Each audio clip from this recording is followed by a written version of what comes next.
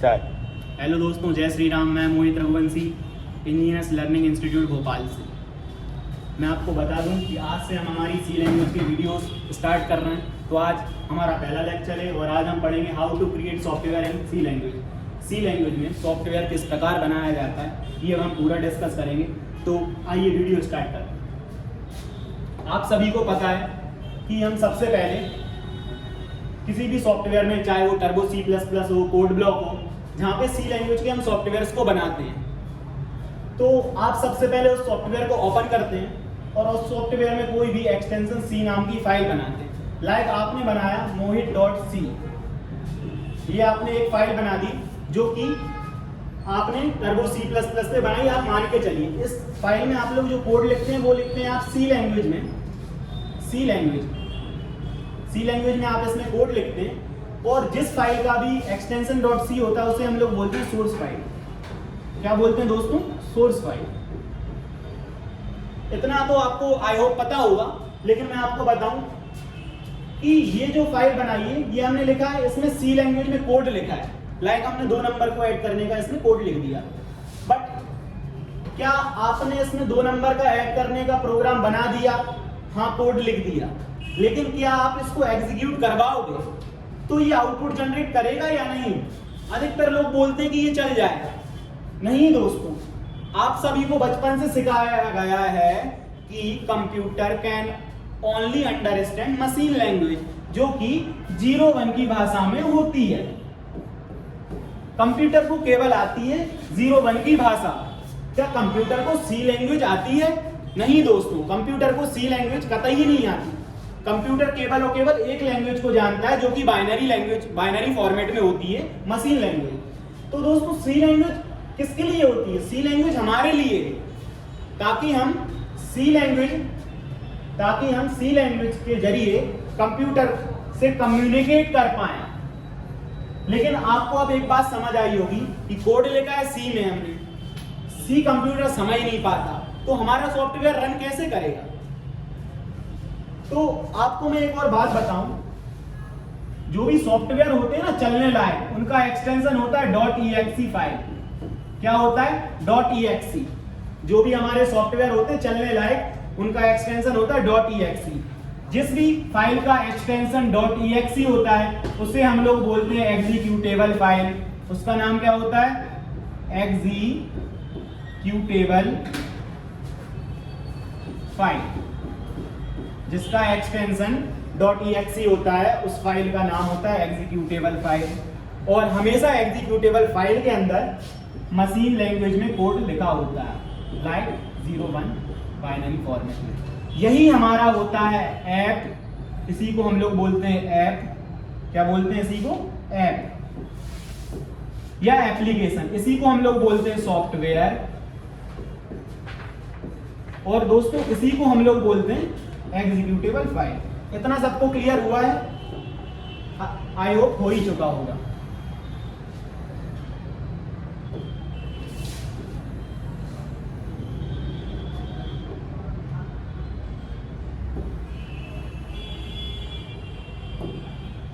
दोस्तों अब हमारे पास टास्क आ गया कि कोड लिखा है हमने सी लैंग्वेज में।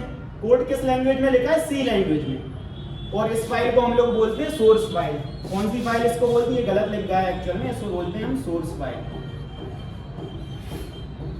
ठीक है, इतना आपको क्लियर है? जिस फाइल का एक्सटेंशन .c होगा उसे बोलते हैं सोर्स फाइल, जिस फाइल का एक्सटेंशन .exe होगा उसे बोलते हैं हम एग्जीक्यूटेबल फाइल। तो टास्क आता है, कोड लिखा सी लैंग्वेज में, चलना है मशीन लैंग्वेज का कोड। तो दोस्तों ये कोड जो आपने लिखा ये कंप्यूटर को समझ नहीं आता। कंप्यूटर समझता केवल और केवल ये लैंग्वेज। तो मैं आपसे कहता हूं हमारे पास एक टास्क आ गया। क्या टास्क है? कि इस कोड को इस कोड में कन्वर्ट करना, मतलब सोर्स फाइल को एग्जीक्यूटेबल फाइल बनाना। क्या बनाना? सोर्स फाइल को एग्जीक्यूटेबल फाइल बनाना। ये हमारे पास टास्क आ गया। तो दोस्तों आइए देखते हैं कि सोर्स फाइल को एग्जीक्यूटेबल फाइल किस प्रकार बनाया जाता है। दोस्तों इसके पीछे एक बहुत बड़ी प्रोसेस है। उस प्रोसेस के बिना ये नहीं बनाया जा सकता और मैं आपको उस प्रोसेस के बारे में दिखाता हूं, बताता हूं। देखिए दोस्तों, एक प्रोसेस करनी, एक प्रक्रिया है सोर्स फाइल को एग्जीक्यूटेबल फाइल में कन्वर्ट करने के लिए। उस प्रक्रिया में 3 चीजें अपना अपना रोल, अपनी अपनी भूमिका निभाती हैं। उन 3 चीजों में से पहली चीज का नाम क्या है? Pre processor. और दोस्तों दूसरी चीज का नाम है कंपाइलर। और दोस्तों तीसरी चीज का नाम है लिंकर। पता है लिंकर ना सबसे ज्यादा महत्वपूर्ण भूमिका निभाता है। और इन तीनों चीजों को ही रन करवाने का मतलब होता है कि आपने एग्जीक्यूटेबल फाइल बना दी, कन्वर्ट कर दी। आपने क्या कन्वर्ट कर दी? इस फाइल को इस फाइल में कन्वर्ट कर दिया। और इन तीनों चीजों को चलाने की एक प्रक्रिया नाम दिया गया है जिसको हम लोग बोलते हैं बिल्ड करना। क्या बोलते हैं हम लोग? बिल्ड करना या बिल्ड प्रोसेस। इतनी बात सबको क्लियर होगी दोस्तों। अब मैं बताता हूं कि किस प्रकार ये कन्वर्ट होगी इस फाइल में, कौन सी सोर्स फाइल किस प्रकार एग्जीक्यूटेबल फाइल में कन्वर्ट होगी। ये हम कन्वर्ट कर क्यों रहे हैं? क्योंकि ये कोड तो रन होगा नहीं, रन होने वाला है मशीन लैंग्वेज का कोड। हमेशा एप्लीकेशन, ऐप, एग्जीक्यूटेबल फाइल ही चलती है, सोर्स फाइल कभी चलती नहीं। और हाँ दोस्तों, मैं आपको बता दूं कि जो सोर्स फाइल रहती है उसमें आप खुद कोडिंग करते हो तो वो रीडेबल फॉर्मेट में होती है, मॉडिफाई कर सकते हो। आप सोर्स फाइल को खुद लिखते हो तो खुद भी चेंज कर सकते हो। लेकिन जो ये फाइल रहती है बाइनरी मशीन लैंग्वेज में .exe फाइल या बाइनरी फॉर्मेट में, तो इसको ना आप रीड कर सकते, ना इसको देख सकते, ना इसमें मॉडिफाई कर सकते। और आप इसको देख भी लोगे, 0-1 की भाषा को देख भी लोगे तो क्या ही होगा। तो आइए हम देखते हैं कि कैसे कन्वर्ट होगा। देखिए सबसे पहले प्री प्रोसेसर चलता है, तो चलेगा कैसे? काम क्या है उसका? ये आपकी ये सोर्स फाइल है ना, ये सोर्स फाइल जाएगी कहाँ? ये रही हमारी सोर्स फाइल .c मतलब सोर्स फाइल। इसमें जो कोड लिखा है हमने सी लैंग्वेज में, ये गया प्री प्रोसेसर के पास। कहाँ पहुंच गया? Pre processor. प्री प्रोसेसर का काम, उसकी भूमिका वो बेहद इंपॉर्टेंट है। यदि आप उसकी भूमिका नहीं समझेंगे तो आप नहीं समझ पाएंगे जो चीजें आप सी लैंग्वेज में यूज करते हो वो यूज क्यों हो रही होती हैं, क्यों आप कर पाते हो, समझना। सोर्स फाइल कहाँ पहुंची? प्री प्रोसेसर के पास। प्री प्रोसेसर क्या करता है? सोर्स फाइल में कुछ एक्स्ट्रा चीजों को ऐड करके उसमें इंक्लूड कर देता है। किसमें? पुरानी ही सोर्स फाइल में। प्री प्रोसेसर नई चीजों को लिखता है, कोड करता है नई चीजों को, और सोर्स फाइल में ही मॉडिफाई कर देता है, नई फाइल ही ये जनरेट नहीं करता। तो ये थी हमारी सोर्स फाइल, प्री प्रोसेसर के पास गई, इसने एक्स्ट्रा कंटेंट उसमें लिख दिया। किसमें? सोर्स फाइल में। तो इसका एक्सटेंशन भी क्या रहेगा? .c, क्योंकि इसी में कन्वर्ट किया। अब देखिए इसने नई फाइल नहीं बनाई, पुरानी फाइल में इसने एक्स्ट्रा चीजें लिख दी। अब सवाल आता क्या ये एक्स्ट्रा लिख देता है?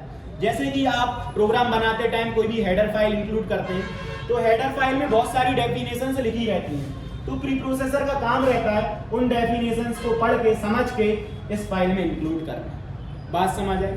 अब आगे बढ़ते हैं। अब ये फाइल गई, प्री प्रोसेसर का काम खत्म, उसने उसमें मॉडिफाई करके एक्स्ट्रा कंटेंट ऐड कर दिया। अब ये फाइल जा रही है, प्री प्रोसेसर ने ये फाइल भेज दी कंपाइलर के पास। कंपाइलर सबसे ज्यादा जरूरी काम करता है इस प्रोसेस के अंतर्गत, और लिंकर। दोनों की भूमिका आप समझिएगा। और सोर्स फाइल गई प्री प्रोसेसर के पास, प्री प्रोसेसर ने उसमें एक्स्ट्रा कंटेंट ऐड किया और कंपाइलर को दे दी। कंपाइलर का केवल और केवल एक काम होता है, कंपाइलर के पास जो फाइल भेजी जाती है उसे कंपाइलर मशीन कोड में कन्वर्ट कर देता है, मशीन लैंग्वेज में। मतलब कंपाइलर ने एक नई फाइल बना देता है जिस फाइल का एक्सटेंशन रहता है .o। क्या रहता है? इसमें कोड रहता है मशीन लैंग्वेज में। क्या रहता है? मशीन लैंग्वेज में। कंपाइलर ने क्या करा, जो उसके पास फाइल प्री प्रोसेसर ने भेजी थी कंपाइलर के पास, कंपाइलर ने उसी फाइल को मशीन कोड में कन्वर्ट करके एक नई फाइल बना दी और हमारे हार्ड डिस्क में सेव कर दी। देखिए हमने एक फाइल बनाई थी, कौन सी? mohit.c। ये फाइल हमने बनाई। एक फाइल किसने बना दी? कंपाइलर ने, mohit.o। दो फाइल बन गई, बनाई थी एक। लेकिन मैं आपसे पूछता हूं कि ये .o फाइल जो है ये एग्जीक्यूटेबल रन होगी? इसको आप चलाओगे तो चल पाएगी? अधिकतर लोग क्या बोल देते हैं, ये मशीन कोड में कंप्यूटर समझ लेगा, चल पाएगी। नहीं, हमेशा एग्जीक्यूटेबल फाइल ही एग्जीक्यूट होती है। हमेशा ऐप को ही आप रन करवा सकते हो। एग्जीक्यूट केवल एक फाइल होती है जिसका एक्सटेंशन .exe हो। कितना क्लियर होगा? तो प्री प्रोसेसर का काम पुरानी फाइल में चेंजेस करना, कंपाइलर का काम जो फाइल उसे भेजी गई हो उसे मशीन कोड में कन्वर्ट करके एक नई फाइल बनाना जिसका एक्सटेंशन .o हो। तो एक फाइल ऑटोमेटिक बन चुकी है हमारे पास, mohit.o। जो mohit.c रहती है वो रीडेबल फॉर्मेट में होती है। क्या ये जो मशीन कोड में लिखी है ये रीडेबल फॉर्म में होती है? नहीं। मैं आपको बता दूं ये रीडेबल फॉर्म में नहीं होती, क्योंकि आप 01 की भाषा को देख के क्या करोगे तो उसको हटा ही दिया ही नहीं। अब आती है लिंकर।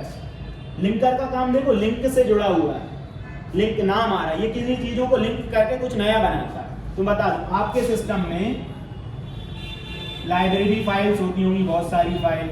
जब भी आपने, इनका क्या नाम है, लाइब्रेरी फाइल। बहुत सारी फाइल मतलब लाइब्रेरी फाइल, समझना। ये अपनी लाइब्रेरी फाइल है, डायग्राम पे मत जाना। मान लो कि ये लाइब्रेरी फाइल है। जब भी आपने सी या C++ के लिए कोई सॉफ्टवेयर इंस्टॉल किया होगा, लाइक टर्बो C++, बेहद लोग करते हैं, कोई कोड ब्लॉक करता है, कोई विजुअल स्टोरी, तो बहुत सा कंटेंट उनमें डाउनलोड हो जाता है और कहाँ सेव हो जाता है, लाइब्रेरीज में। तो लिंकर का काम होता है ऑब्जेक्ट फाइल को, जिसका एक्सटेंशन .o होता है उसे हम लोग क्या बोलते हैं, ऑब्जेक्ट फाइल। इतना याद रखना, जिसका एक्सटेंशन .o होगा उसे बोलेंगे ऑब्जेक्ट फाइल।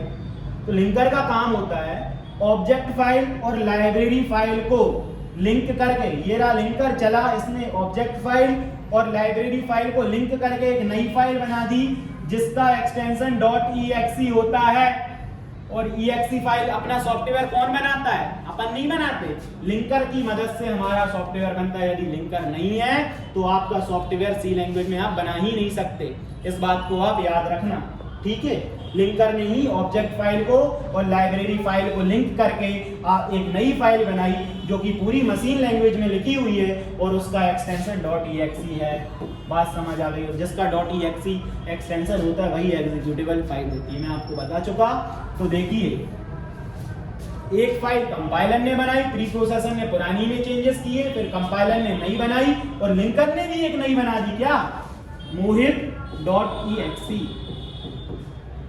अब एक सवाल और कि .exe फाइल रन होगी क्या? यही सॉफ्टवेयर है? जी हाँ, ये रन होगी। क्या ये रीडेबल फॉर्म में है? इसको आप देख सकोगे? जब आप इस फाइल पे डबल क्लिक करोगे ना तो आपका सॉफ्टवेयर एग्जीक्यूट होगा। डबल क्लिक से सॉफ्टवेयर एग्जीक्यूट होता है, ना कि उसकी कोडिंग दिखती है। 01 की भाषा हम देख नहीं सकते, ना देख के कोई मतलब भी नहीं है, तो ये भी रीडेबल फॉर्म में नहीं होती। देखिए, हमारे पास 3 फाइल बन चुकी हैं हमारे सिस्टम में। बनाई कितनी थी? एक। अब कुछ लोग कहेंगे हमें बिल्ड प्रोसेस के बारे में तो पता नहीं, कैसे करते हैं?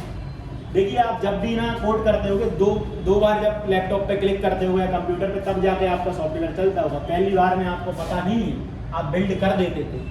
जब तक बिल्ड नहीं होगा तब तक आपका सॉफ्टवेयर बनता ही नहीं है। सो आप तो कोड लिखते हो सी लैंग्वेज में। सी लैंग्वेज में कोड लिखने का मतलब हमने कंप्यूटर को कुछ इंस्ट्रक्शंस दी, पर कंप्यूटर को सी लैंग्वेज की इंस्ट्रक्शन समझ नहीं आती। इस कोड को हम मशीन कोड में कन्वर्ट करके कंप्यूटर समझता है, फिर ही वो चल पाता है। तो ये थी आज की पूरी कहानी। आपको समझ आई होगी कि how to create software in C language. C language में सॉफ्टवेयर बिल्कुल और इसी प्रकार बनता है और कोई ये चीज़ें बताता नहीं है। कॉलेज में अक्सर डायरेक्ट पढ़ा दिया जाता है कि ये बन गया, कोड लिखना, चला देना, चल जाएगा। ये बिल्ड प्रोसेस के बिना सॉफ्टवेयर आप कभी नहीं बना सकते सी लैंग्वेज में। ये बेहद इंपॉर्टेंट होता है और इसमें ये 3 चीज़ें जल्दी इंटरव्यू में इससे रिलेटेड कई सवाल पूछे जाते हैं। इतना क्लियर? अब मेरा आप सभी से एक क्वेश्चन है, हमारे पास 3 फाइल बन चुकी हैं, बनाई एक थी, 2 ऑटोमेटिक बनी। आप जब भी चला के देखोगे ना तो एक फाइल बनाना, साइड में दूसरी विंडो खोलना, साइड में दूसरी, और आप जहाँ पे आपका सॉफ्टवेयर खुला हुआ आपने फाइल बनाई होगी वहाँ पे आप केवल आप बिल्ड पे क्लिक करना या फिर कंट्रोल F9 दबाना, तो आपकी देखना आप साइड में लाइब्रेरीज में या फिर सिस्टम में डेस्कटॉप में आपकी 2 फाइल ऑटोमेटिक बन जाएंगी। कौन कौन सी? .o फाइल, इसको बोलते हैं ऑब्जेक्ट फाइल, और एक .exe फाइल। सॉफ्टवेयर कौन सा है तीनों में? .exe file.